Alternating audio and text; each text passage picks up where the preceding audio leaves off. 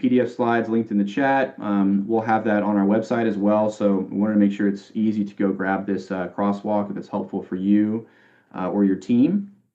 And with that, that wraps up our scheduled content, and we're going to move into questions now as well. So Josh, you might have some queued up ready to go. Yeah, thanks, Sam. I have been sifting through some of the questions here, and we'll try to get to as many as possible. I do have a couple that I wanted to answer here live. We had a question from Susan basically saying, do all iQIES role types need to register in HARP or just the PSO? We have our PSOs registered, and we're wondering if HARP is necessary. Yeah, they'll have to sign up to get that clearance, and then the PSO will have to approve their user role preferences. I know on the simple side, we actually have 6 different user accounts with HARP, and when you use us as a third-party vendor, we request those permissions also from your PSO. But all of them did have to go through that HARP process to get signed up. Yeah, just to add to that, Josh, if you are planning to manually submit in iQIES, then yes, you'll have to get all of the users who will need that ability to submit or retrieve reports. They'll need to go through the HARP registration and iQIES registration process.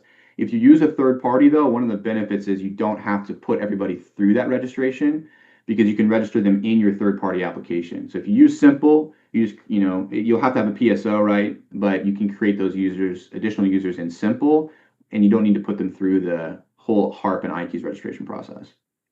Yeah, on that note, Sam, too, we had a couple questions about, if I'm submitting the data, what role will I have? And that will be the user submitter role, I believe is what it's called. So if that's what you are, make sure you request that of the PSO as well. Let's see, I've got another question here, Sam. You might be working through those.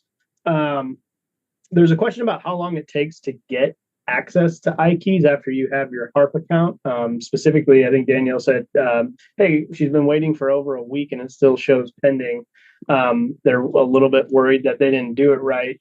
And the reality is it's somewhat dependent on CMS and how quickly they get to some of those. Unfortunately, at times, especially during these major migrations, it seems to be a little bit inconsistent with how long that takes. Just make sure that once you're in HARP and then you go into iQIES and you start requesting, by CCN, by provider location, make sure that you submit those requests.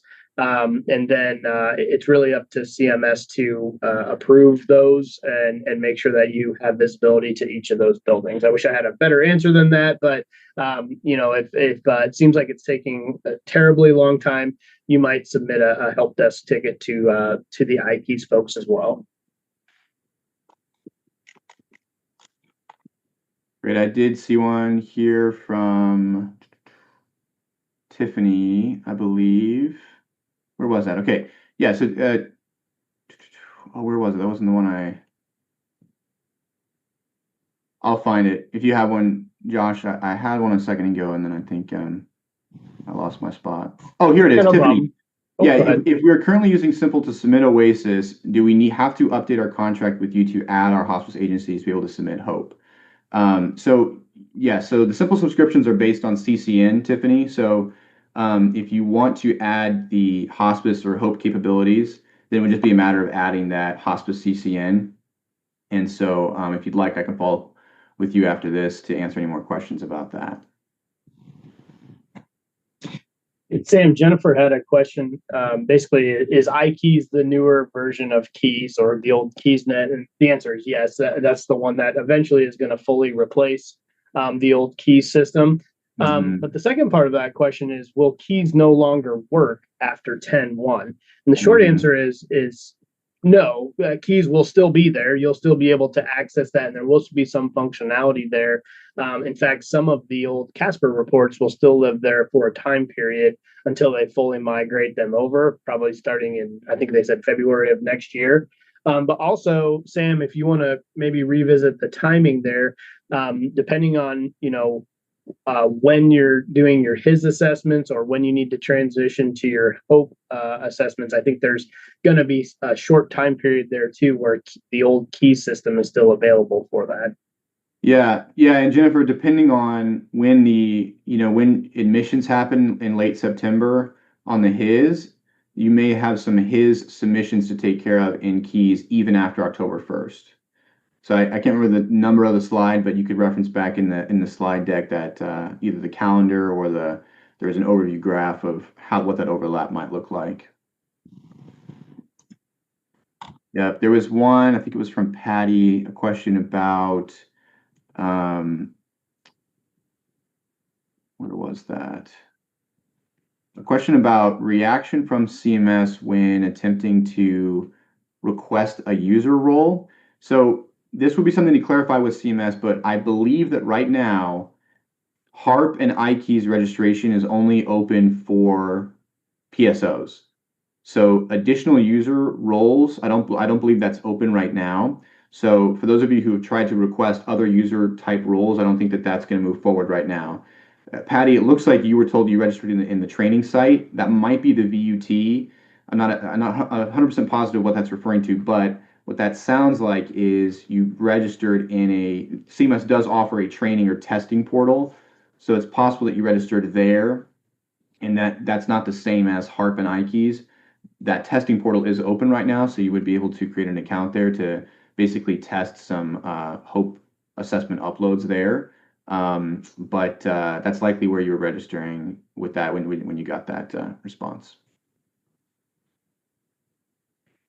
The same, Christine was asking us, hey, will there be a training or a webinar to show how to basically manually upload a file in iQIES and how to navigate those reports? The short answer is we won't be hosting a webinar like that. However, if you visit, I think it's slide 18, if you download our slide deck from today, CMS actually has some really good training videos. So check out those links. Maybe go to the iQIES training videos page. And I do believe that they have some training on how to upload and also find the reports that you're probably looking for. Yeah, and along those same lines, so this question from AV Green says, I'm the PSO for home health. I know I need to request a new user role to add the hospice location. Nothing makes sense. We feel you there. Is there any instruction for someone with existing HARP access? There should be some instructions on those documents from CMS. But what that process looks like is if you, and let's just say this for everybody on the call, if you have a HARP login today for home health, maybe you already have yours, you already registered, you won't be able to create a second HARP login. It's only one HARP login per person. The way that you'll connect to, if your organization does home health and hospice, there's a process for requesting access to that hospice CCN under your HARP account. And so there should be some instructions from CMS there. If you have trouble there, feel free to reach out to us. You can grab the contact email on our website and shoot us an email if you're having trouble finding that. We could probably look into that and help you find that. But that should be available from CMS.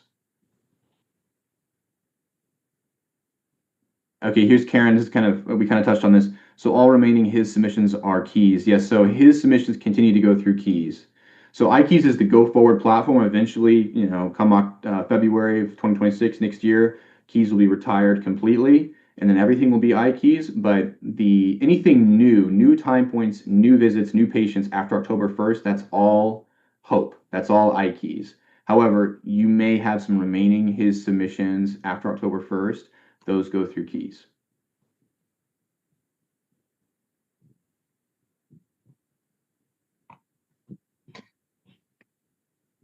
There's a couple questions in here, Josh, about number of users allowed in iQIES.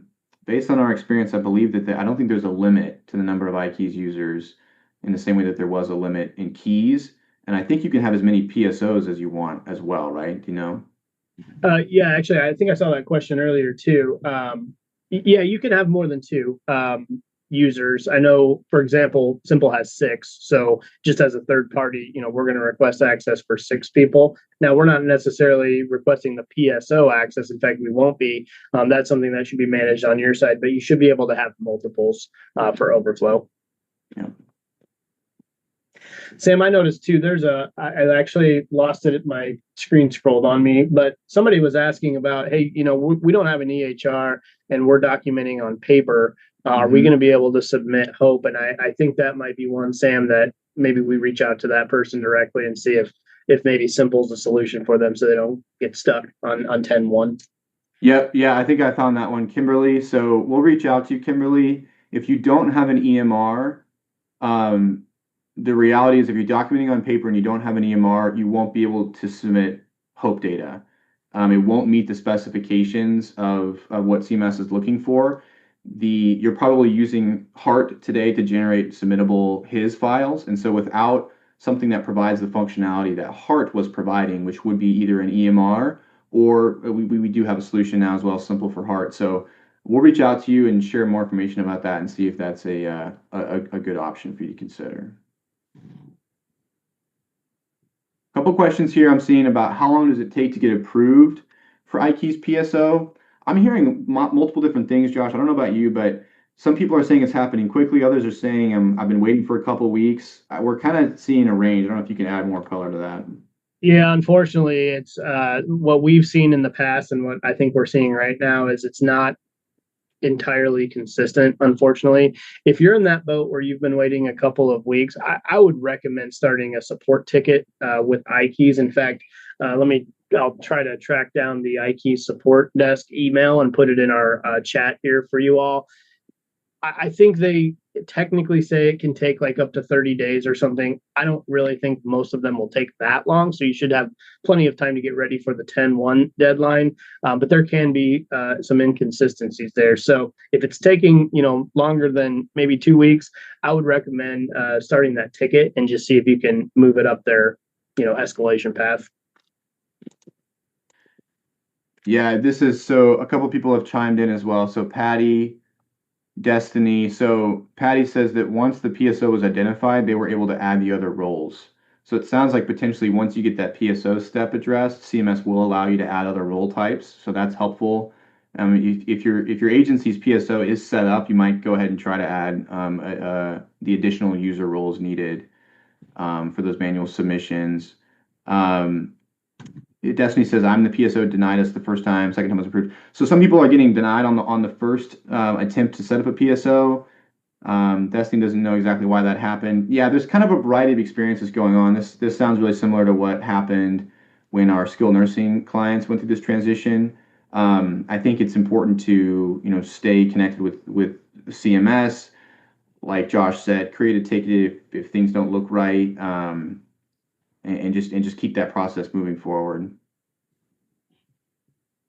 Sam, Patty also mentioned it might be faster to call iQIES support if you're going to take that route. So I actually have that contact number up here too. I'm going to put the phone number in addition to the email address just so you have both options. Thank you, Patty. All right, Ashley, question about using Simple. If we use Simple for HIS, is the process the same for uploading HOPE data? Yes, it should look basically identical. There might be a little some differences depending on how Simple interacts with your EHR, but the process is basically the same. We're just taking a new set of data, but your QA process and submission process will all look the same in Simple. Got a question here from Ashley, and Sam, I apologize if you might have answered a similar question to this already, but I'll do it. Yep. Ashley says, hey, we currently use Simple already for HIS uploads. Yep. Will the process work the same for HOPE? And the answer is yes. And actually, that's one of the advantages of using Simple because you'll basically have your HIS and HOPE submissions kind of all in one location. We'll work with you to make sure that we've got the proper CMS integrations in place with both assessment types. But yes, it'll be a kind of a one-stop shop for you. Mm-hmm. Yeah, Josh, I don't know if you know the answer to these ones. If not, we can follow up. A couple of people asked this question. Can the PSO submit, or is that a different user role type? That might be a follow-up that we can come back to you all that asked that question. unless you know, Josh. Yeah, so actually, I thought the PSO could submit, but I was just reviewing there was another question that I answered. There's an iQIES roles matrix, and it actually looks like the PSO cannot submit. So I think you actually have to have specifically the assessment submitter role to complete the assessment.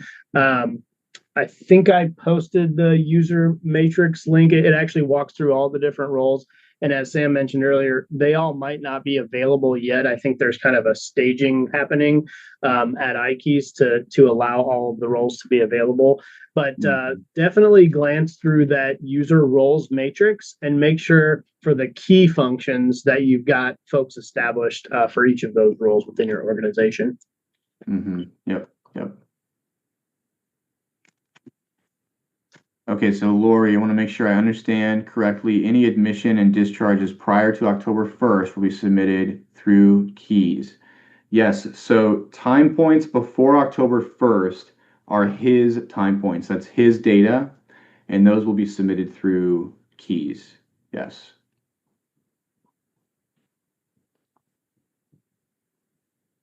Okay.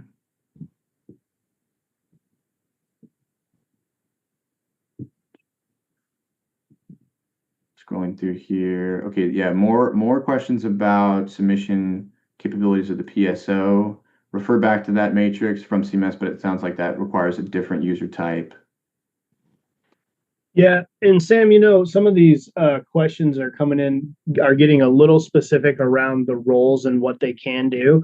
Yeah. I'm thinking internally, and I don't want to make a promise for our marketing team or not on a live webinar, but it might be worth it too for us to kind of dig into that matrix and just do kind of a blog post update for everybody who's kind Mhm. of following along. It might be good to get that roles matrix out there too, and where we can see like the specific most important roles that you should establish. We might be able to make some recommendations there too. So Mhm. as of now, it's a little tough just because not all the roles are available for hospice locations yet. But as we get closer, maybe we can push a blog post just with a little more update. Yeah, yeah, we're getting positive response to that, so that's something we can look into on our end. And again, many of you might be thinking going into October, we're gonna plan to get all our users access in iKeys and submit and upload through iKeys, and that's totally up to you all and your agencies and the decisions you make.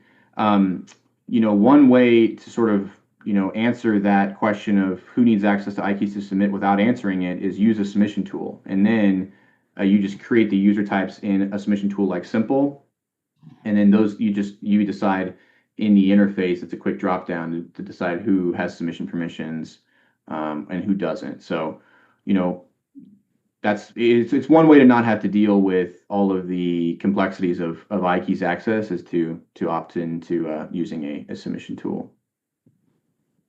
Nicole says it took me 2 weeks to get approval for PSO. I'm guessing that's what we're referring to. So people are having a variety of experiences there. I would don't delay on this if you're it's getting to a point where you're like I really should think I would have heard back from CMS here. Make a call, make a ticket, just stay on that so that it doesn't get pushed up to October. Michelle, I see your post here. We'll follow up with you about heart replacement. Okay, some people are having experience creating a support ticket and it's being closed out. Um,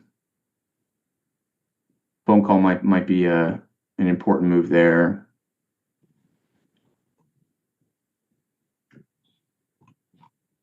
Yeah, Rachel, CMS told me you need to have the SO role to be able to submit assessments.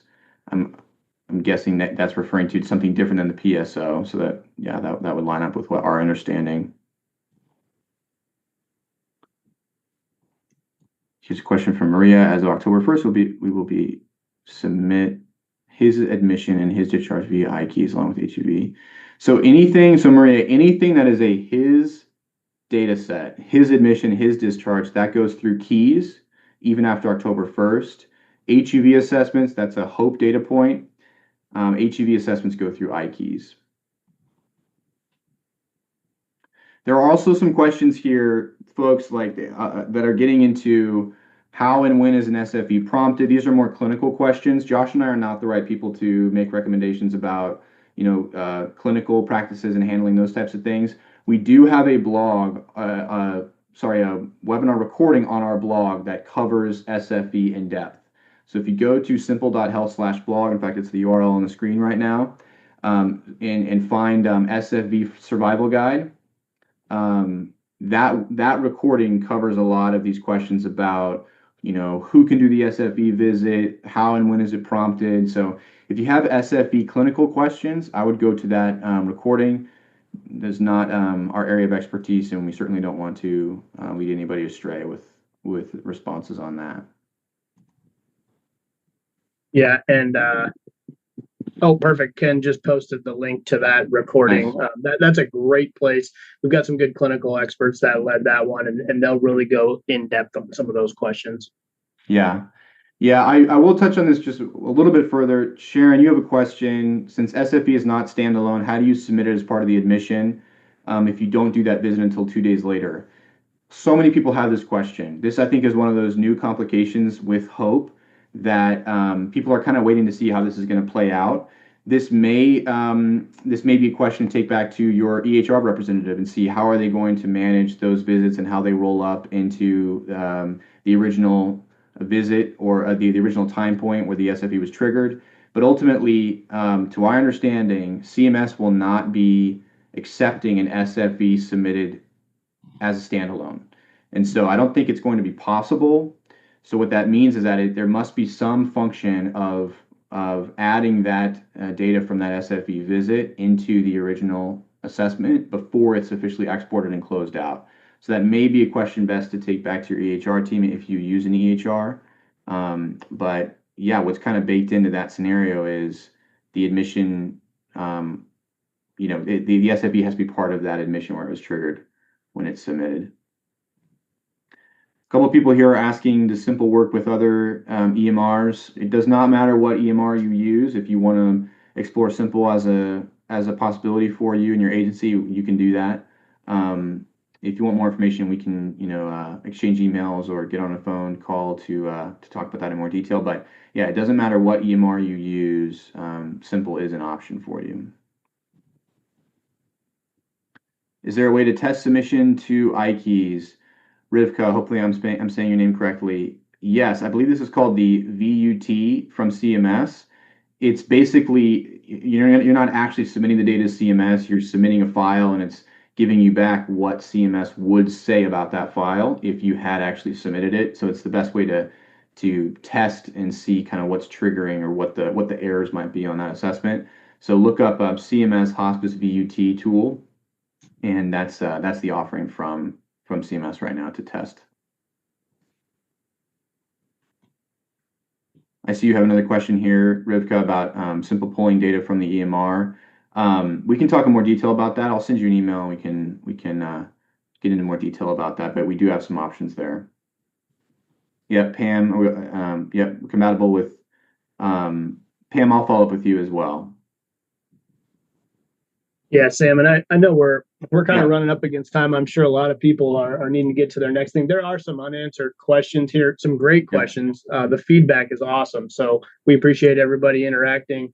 Sam, we're probably going to want to go through these and maybe do some direct outreaches to try to close the gap on some additional questions. But yeah, I think that kind of wraps us up for today.